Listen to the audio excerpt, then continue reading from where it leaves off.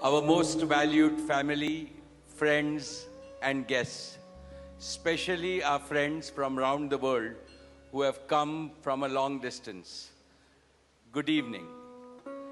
We have with us as our special guests today our spiritual and religious leaders. They have come specially to bless Anant and Radhika. आप सबको मेरा सादर प्रणाम और खूब खूब स्वागत. To all our guests today, on behalf of Neeta and me, I have to say that the Bharat took over and we could not welcome you as we would have liked to from our heart. So my apologies. We wanted to welcome each and every one of you.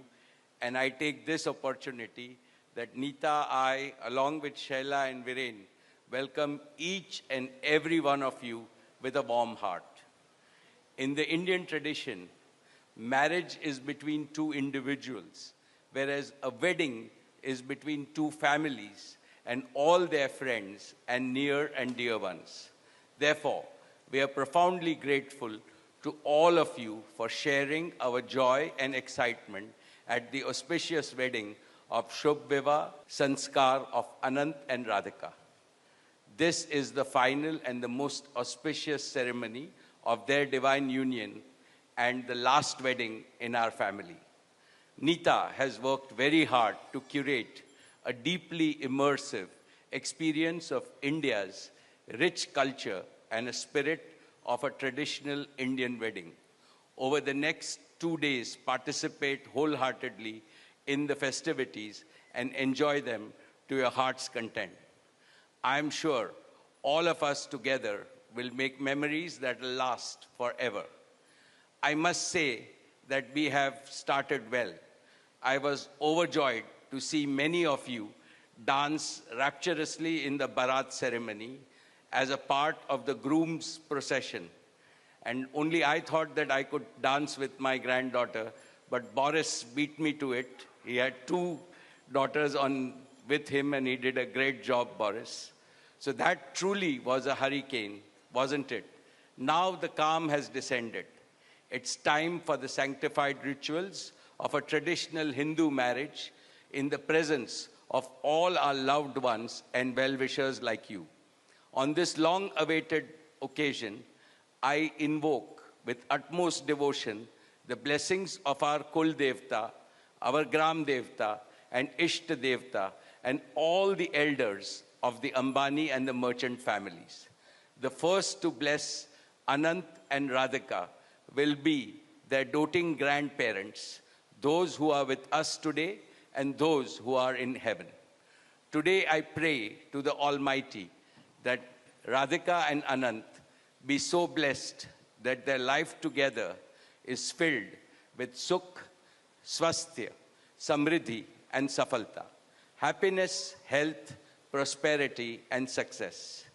I also pray for the good health and the limitless happiness and the boundless success for each and every one present here, and your blessings for Anant and Radhika. On this auspicious day, together with all of you, we invoke Panch Tattva, the 5 foundational elements of Mother Nature that nurture all life on planet Earth so that they offer strength and sustenance to the couple. सनातन धर्म में विवाह को जीवन का सबसे महत्वपूर्ण संस्कार मानते हैं. अनंत काल से विवाह व्यक्ति को समाज से, धर्म से और अध्यात्म से जोड़ता है.